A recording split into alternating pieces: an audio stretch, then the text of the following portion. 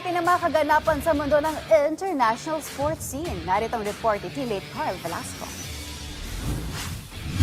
Matapos ang makasaysayang 2024 to 2025 NBA season, isa-isa nang binabalasan ng mga kupunan ng kani-kanilang mga roster para sa susunod na season. Muling pinadala si two-time NBA champion Drew Holiday sa Portland Trail Blazers, kapalit ng shooting guard na si Anthony Simons. Kasama sa trade deal para sa Celtics ang dalawang future second round picks. Matatanda ang na-trade din si Holiday patungong Blazers kapalit ni All-Star guard Damian Lillard noong 2023. Sa kaugnay na balita, unti-unti nang kinakalas ng Boston Celtics ang kanilang 2024 championship core matapos ipadala si forward Kristaps Porzingis kapalit ni Georges Niang at isang second round pick.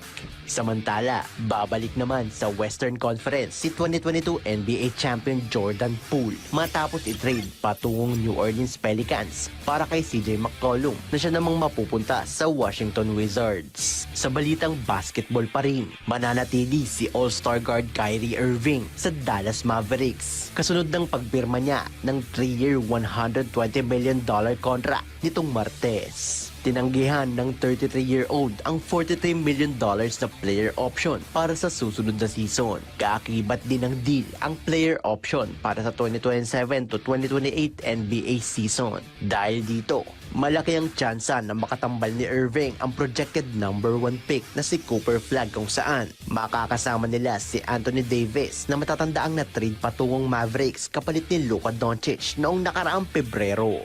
At sa balitang American football, planong magretiro ni legendary quarterback Aaron Rodgers sa susunod na taon kasabay ng paglipat niya sa Pittsburgh Steelers noong nakaraang season.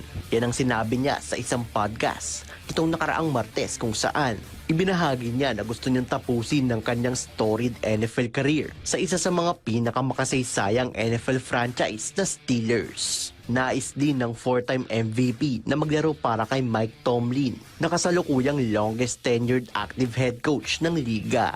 Matatanda ang naglaro si Rodgers para sa Green Bay Packers sa loob ng halos 2 dekada kung saan nadala niya ito sa Super Bowl noong 2010. Carl Velasco para sa Pambansang TV sa Bagong Pilipinas.